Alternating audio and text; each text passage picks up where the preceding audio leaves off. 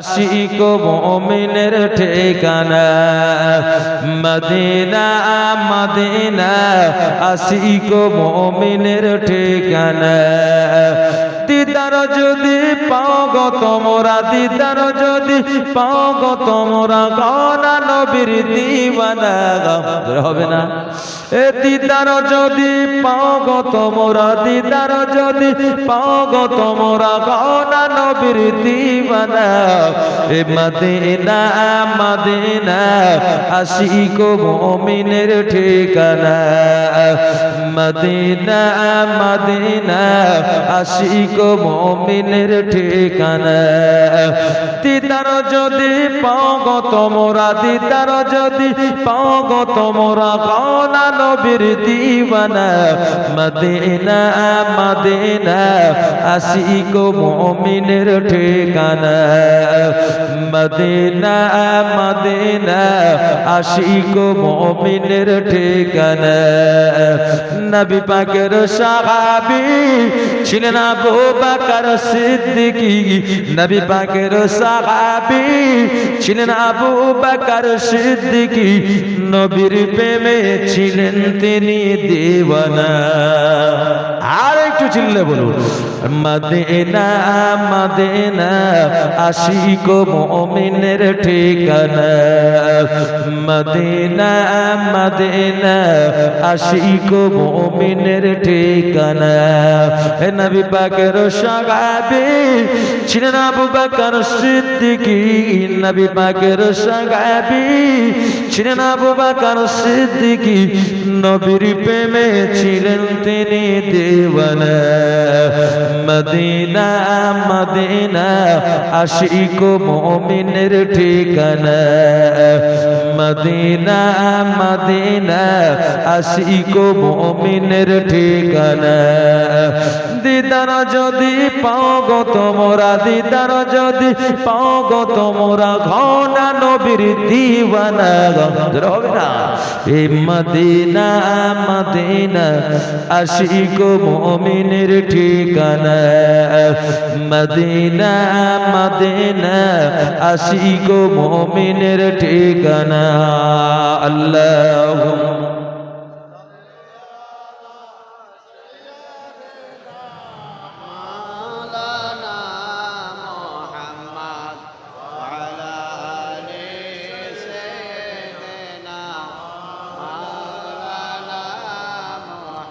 कलमा ला इलाहा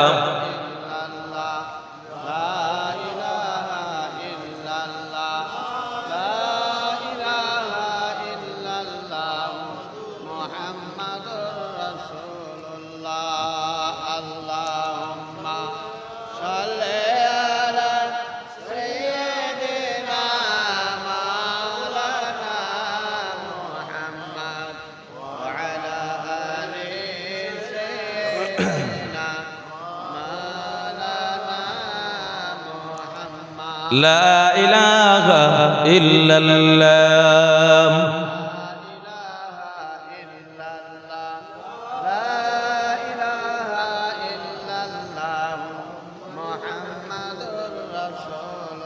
اللهم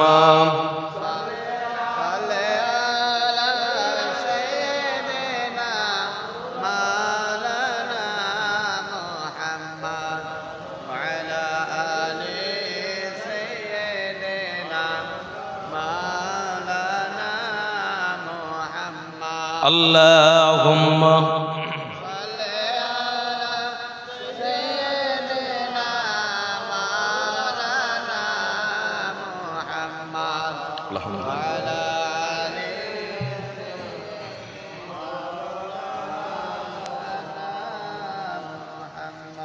আমার ভাই জানেন আবু বকর হুজুর দেখেন 6 মাস ধরে দিনে রাতে ঘুমাই না আর আমরা এই জীবনী জলসা শুনছি 9 রাত্রি ব্যাপী কি গো খুশি হয়ে আমরা করেছি কি হ্যাঁ 7 রাত্রি ব্যাপী আবার সবাই খুশি হয়ে আপনার এই জীবনী জলসাকে 2 রাত বাড়িয়ে দিই হ্যাঁ আল্লাহ পাক আমাদের প্রতি যেন খুশি হয়ে যান বলুন না আল্লাহুম্মা আমিন এই জীবনী জলসা মাথায় রাখবে এটা হচ্ছে একটা আমাদের নাজাতের ওসিলা এটা আমরা নবীর ভালোবাসা মহব্বতে আমরা করছি, নবী পাকের জীবনী শুনছি। এই যে আবু বকর হুজুর ভালোবাসলেন, আমাদের মনের মধ্যে একটা প্রশ্ন জাগতে পারে কি পারে না? আবু বকর তিনি হলেন আপনার কুহাফার সন্তান। আবু বকরের আব্বার নাম আবু কুহাফা, আবু বকর ইবনে কুহাফা।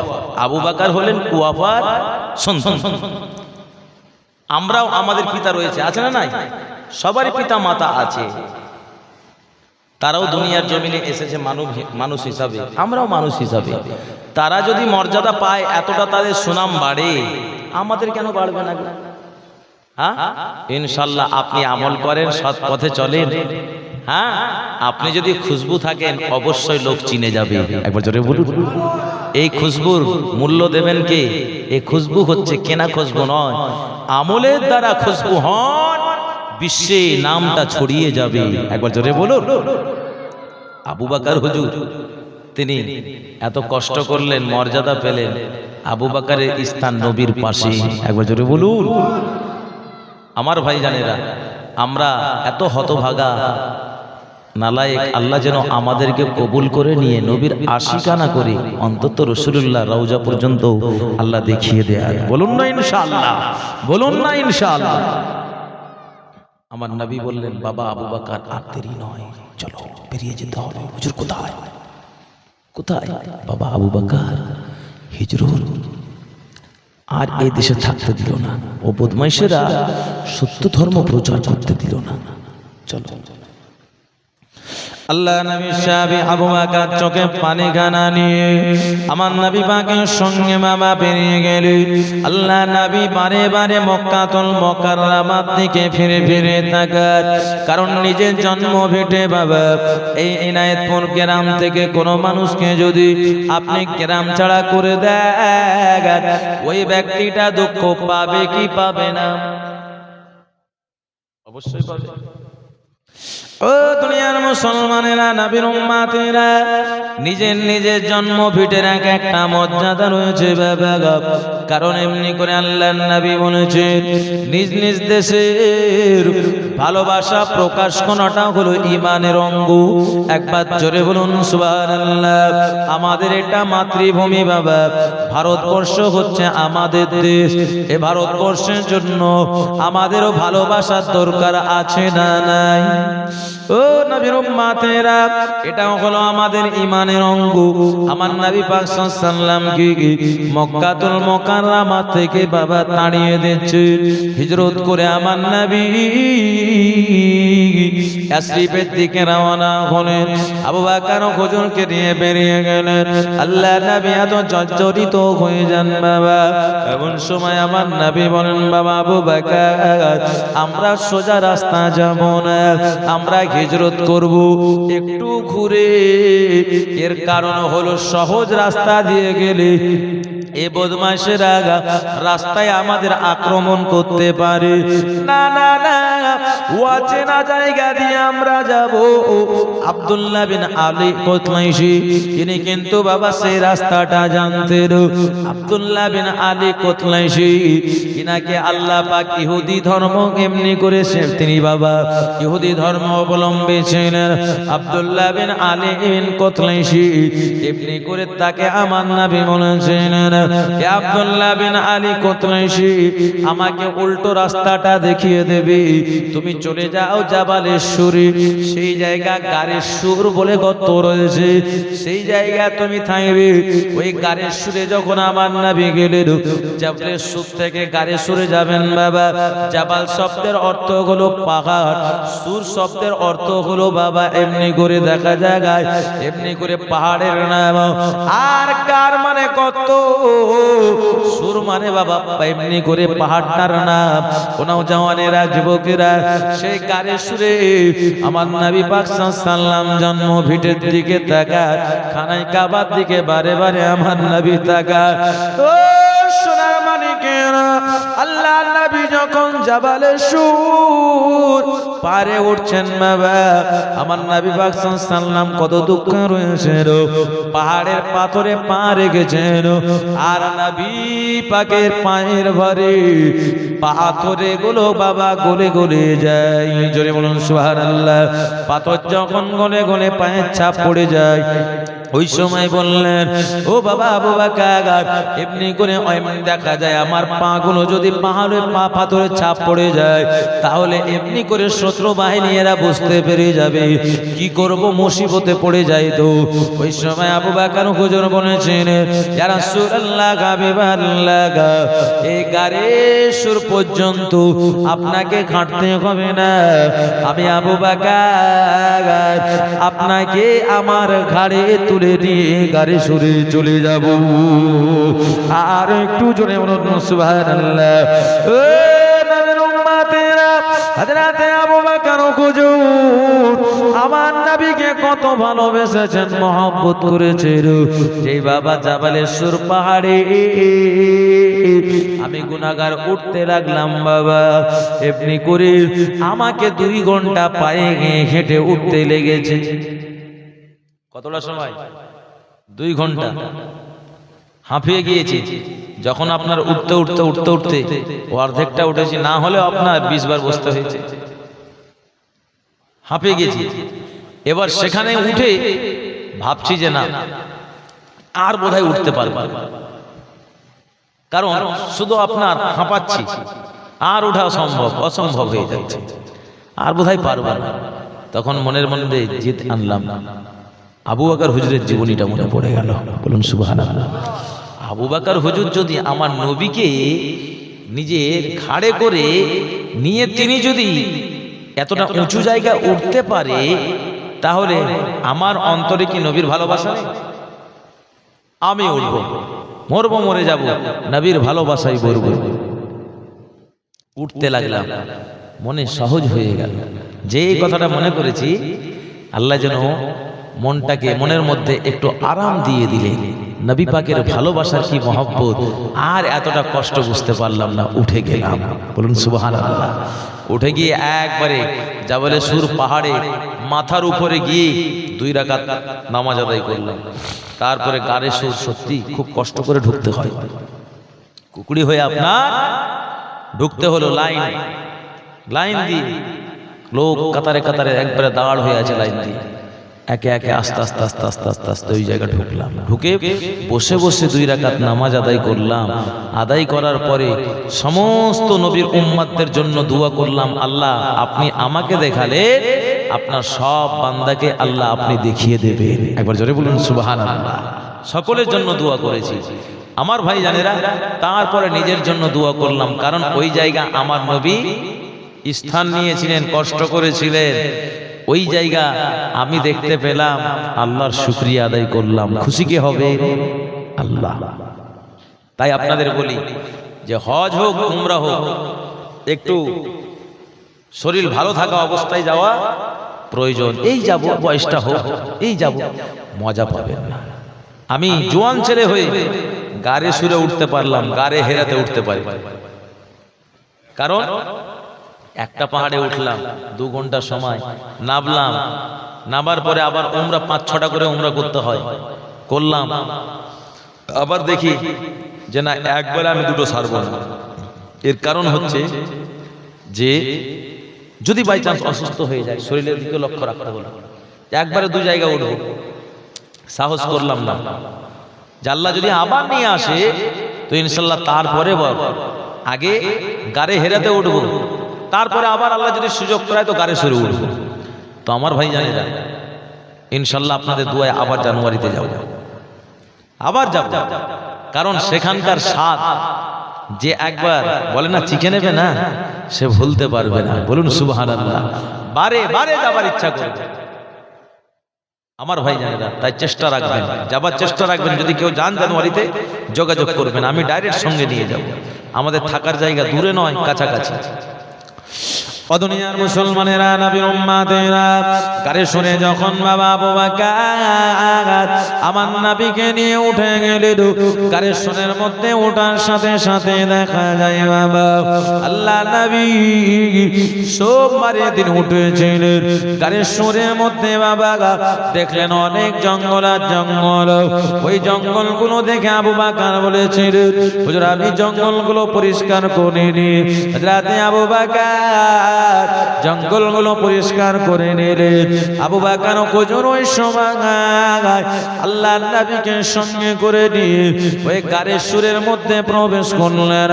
হযরতে আবু বকর বলেছিলেন ইয়া রাসূলুল্লাহ হাবিবাল্লাহ হুজুর আপনি এমনি করে এত চিন্তায় রয়েছেন, পেরেশানিতে রয়েছে হুজুর আপনি রাতের বেলা ঘুমান। আমি আবু বকর আমার জাঙ্গে উরুতে মাথা খানা রেখে আর আমি আবু বকর আমি আপনাকে পাহারা দেব। আর একটু জোরে বলুন সুবহানাল্লাহ। ও নওজওয়ানেরা যুবকেরা আল্লাহ নবীর সাহাবী আবু বকর এদিকে 6 মাস ধরে ঘুমান না। সেই রাতেও বলছেন হুজুর আপনি ঘুমান আমি আবু বকর জেগে জেগে আপনাই পাহারা দেব। কি ভালোবাসা বাবা, কি মহব্বত।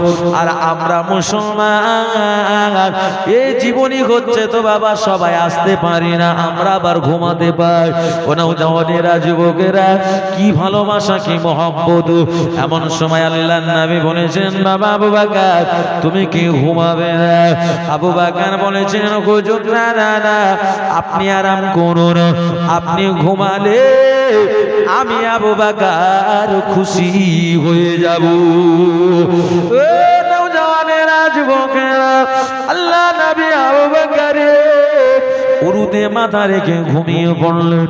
আবু বকর হুজুর চিন্তা করেছিলেন, ভেবেছিলেন আমার নবী আমার উরুতে মাথা রেখে ঘুমাবে, আমি আবু বকর আমি যতক্ষণ জেগে থাকবো রাসূল পাকের চাঁদ মুখখানা দেখতে থাকবো।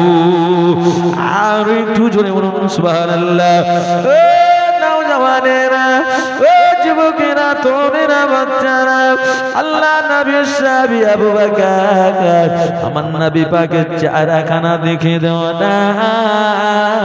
আবু বকর চতুর্দিকে প্রথম দেখলেন।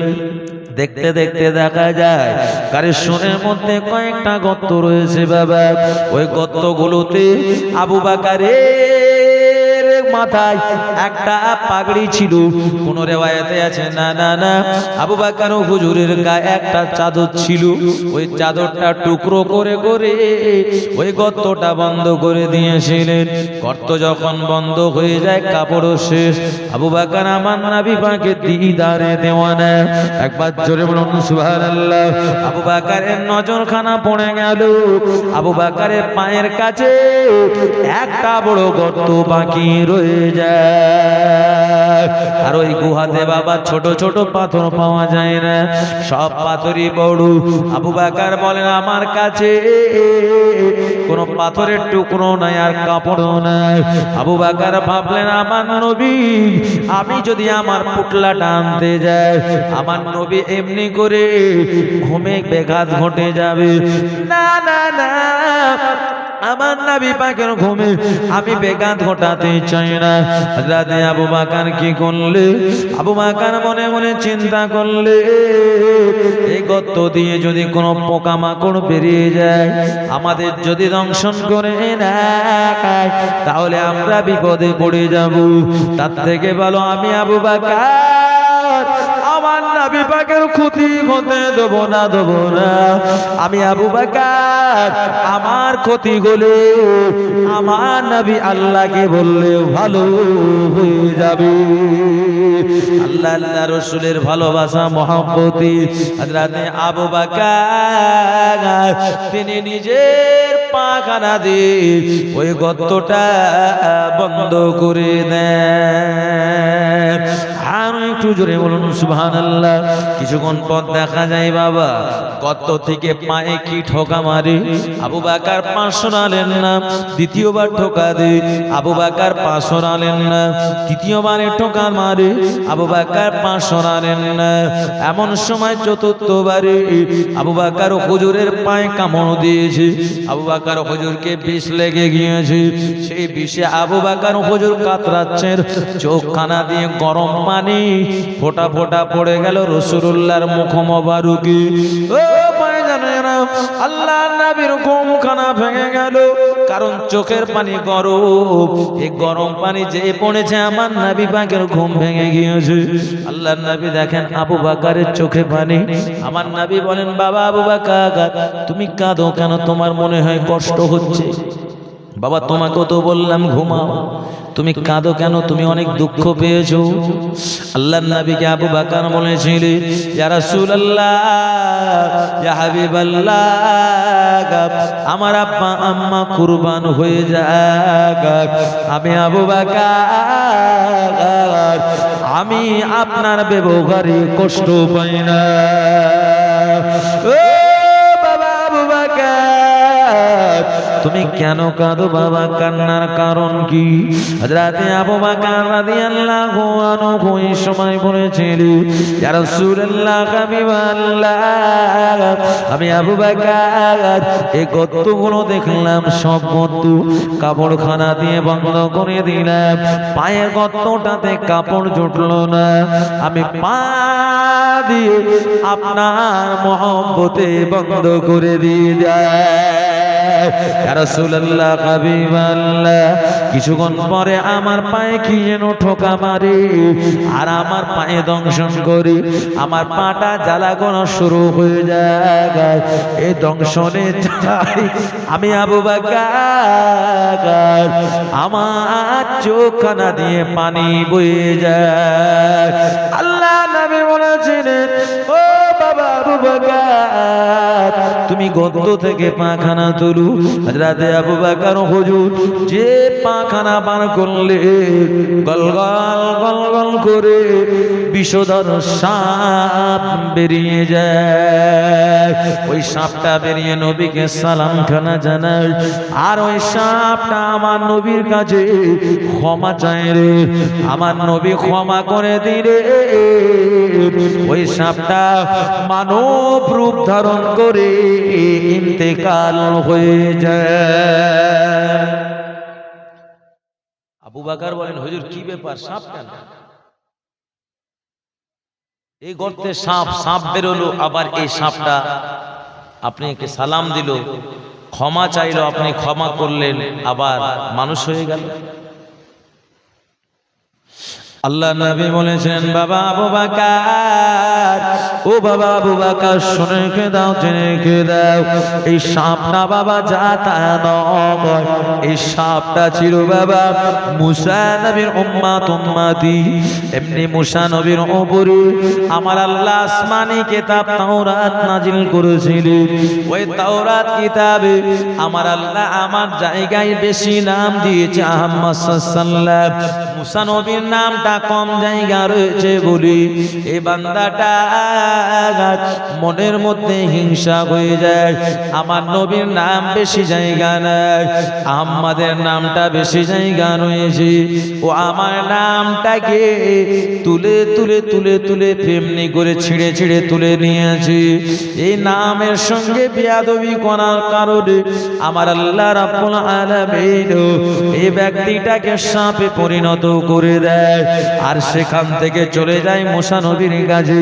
মুসা নবী বলেছিলেন, না না না, যে নবীর সঙ্গে তুমি বেয়াদবি করেছো ওই নবীর কাছে ক্ষমা চাইতে হবে, আমি ক্ষমা করলে হবে না। ও নবী মুসা, আমি সেই নবীর কাছে ক্ষমা চাইতে চাই। বললেন, এখন তো সেই নবীকে পাবেন না, আপনি গাড়ি সুরে চলে যান, আর পাহাড়টা যখন আলোকিত হয়ে যাবে, খুশবু খুশবু হয়ে যাবে, তুমি সেই গর্ত থেকে বেরিয়ে সেদিন সে রাহমাতাল লিল আলামিন নবীকে পেয়ে যাবে। সেই দিন আপনি ক্ষমা চাইবে, সেই নবী আপনাকে ক্ষমা করে দেবে। আমার উম্মত, সেই নবী দিদার পেয়ে তুমি মারা গেলে তুমি জান্নাতি হয়ে যাবে। জোরে হবে না?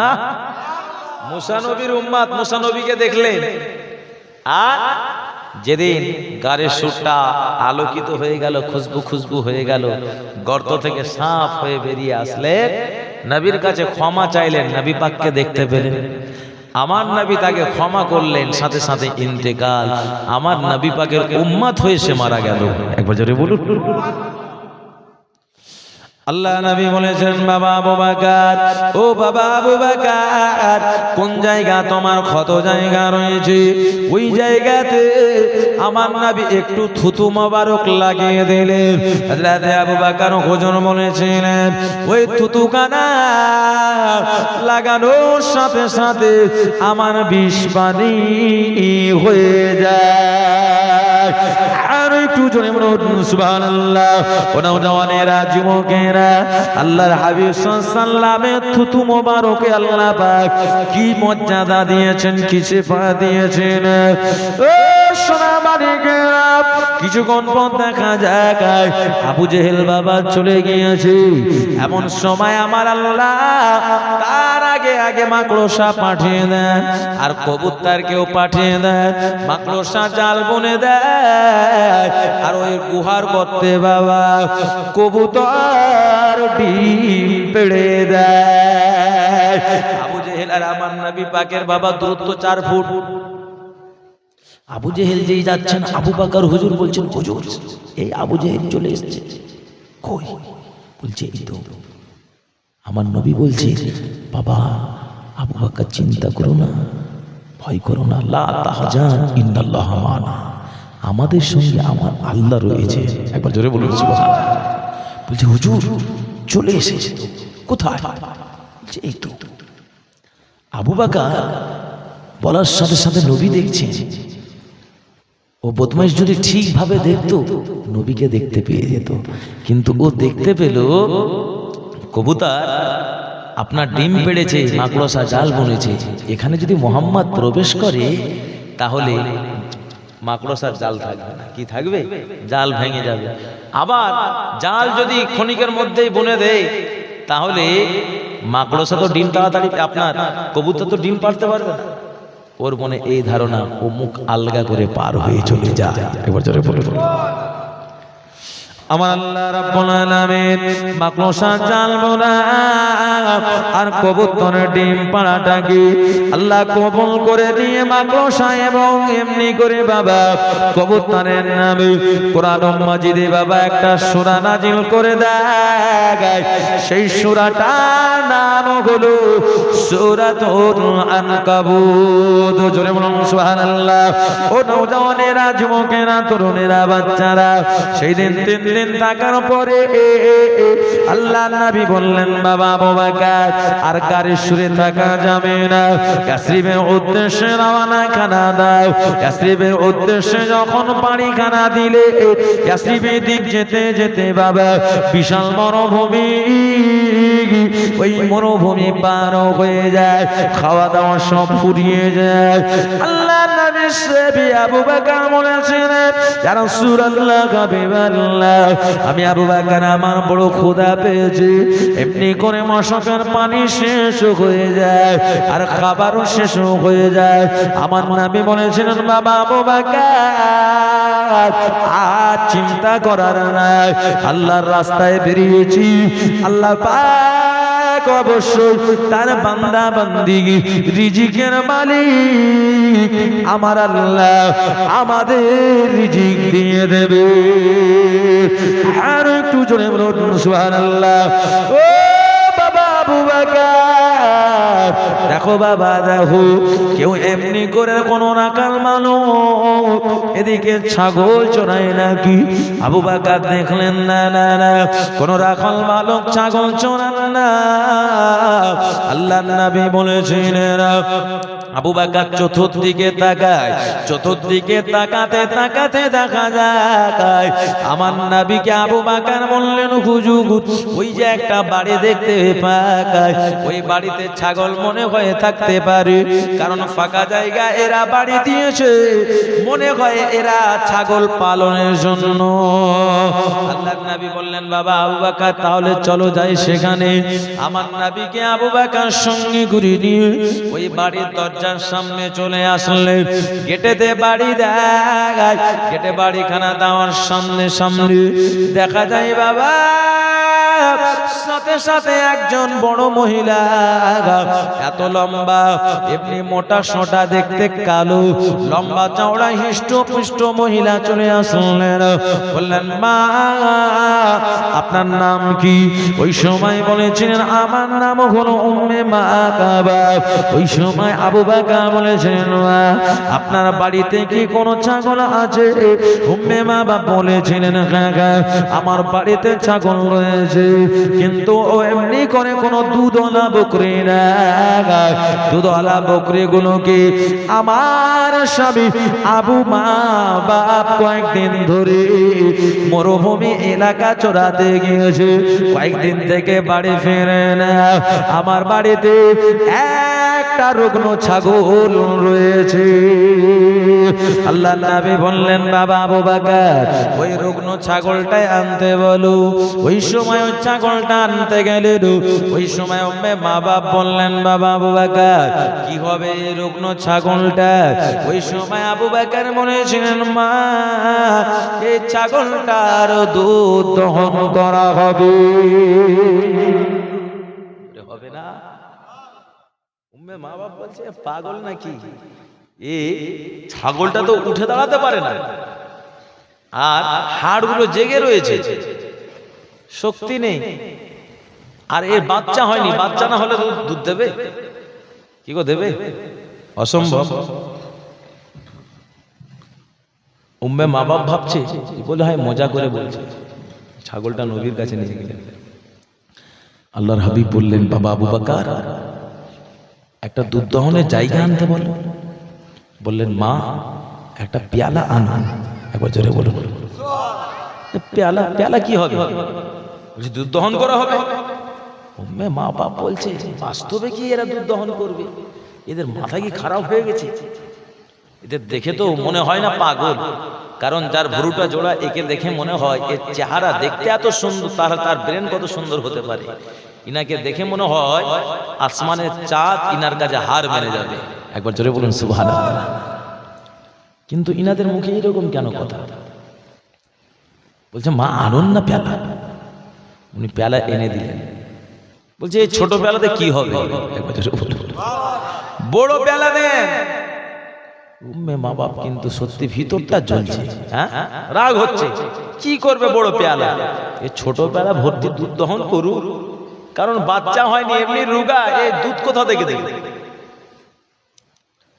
সাথে সাথে বলে মা আনুন না। আনলেন, এনে দিলেন। ও কিন্তু দাঁড়িয়ে দাঁড়িয়ে দেখছে। আমার নবীর হাত যেখানে পড়ে যায় শুকনো জিনিস ভিজে যায়। একবার জোরে বলুন আমার নবী পাক ভিজা জায়গা হাত দিলে নবী যদি বলতেন এ আল্লাহর হুকুমে তুমি শুকিয়ে যাও, কি গো শুকাবে না?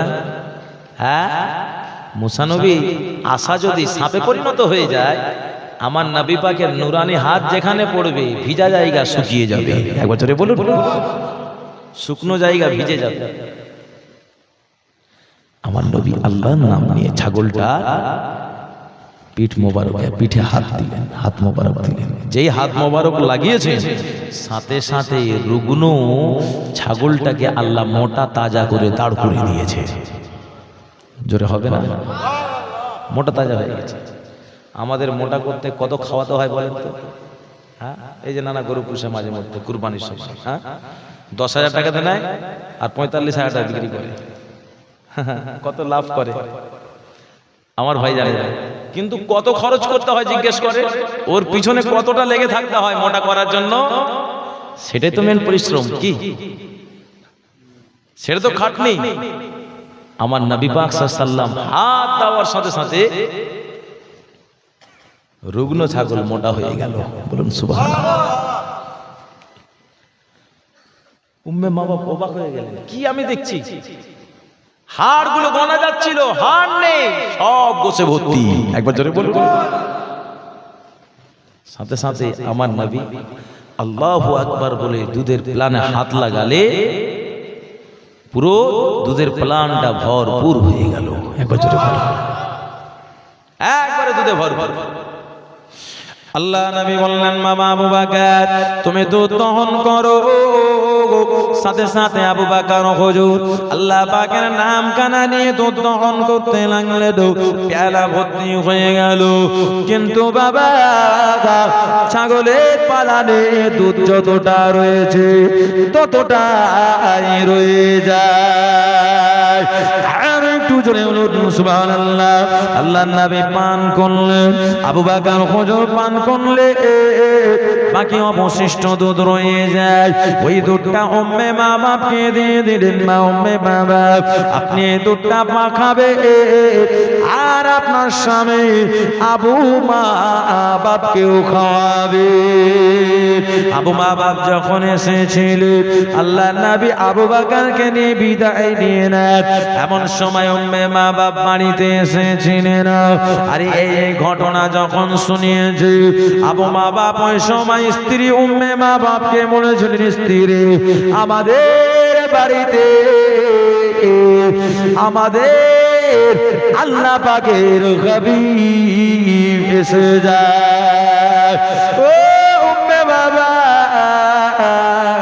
ওই নবীর দিদার পেলে তুমি ওই নবীর হাতে হাত দিয়ে ইমানের কলেমা পড়েছো কি?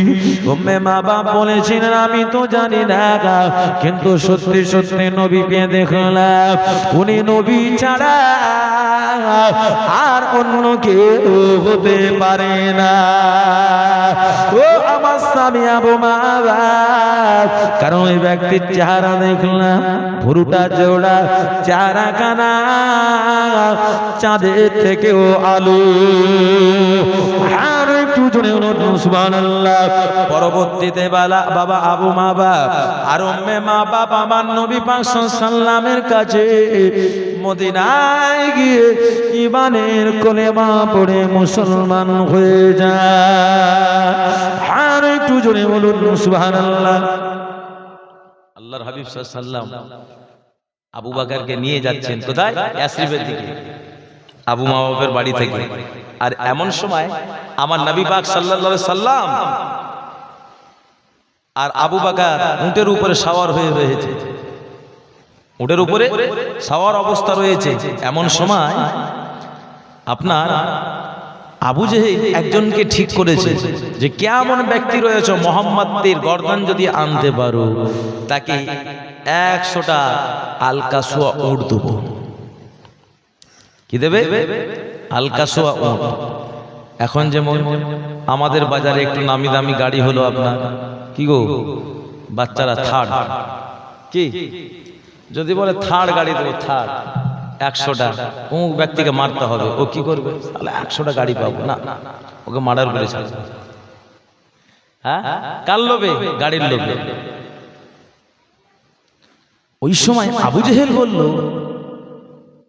যে কে এমন ব্যক্তি রয়েছে আলকাসুয়া নামক 100টা উট দেব। সুরাকা বিন মালিক বিন মুতলিজি ও কিন্তু খেপে গেল, 100টা উট। আলকাসুয়া আবার উটের মধ্যে ভাগ রয়েছে, আলকাসুয়ার মূল্যটা বেশি। গাড়ি রয়েছে, গাড়ির মধ্যে ভাগ নেই, কি গো গাড়ির মধ্যে ভাগ নেই, ভাগ রয়েছে।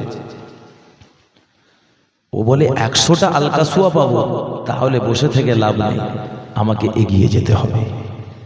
উনি সাথে সাথে বের হলেন, পিছনে দুটো তীর নিয়ে, একটা হা লেখা আর একটা না লেখা, আর একটা ঘোড়া নিয়ে, যে মোহাম্মদের গর্দান নিয়ে আসবো।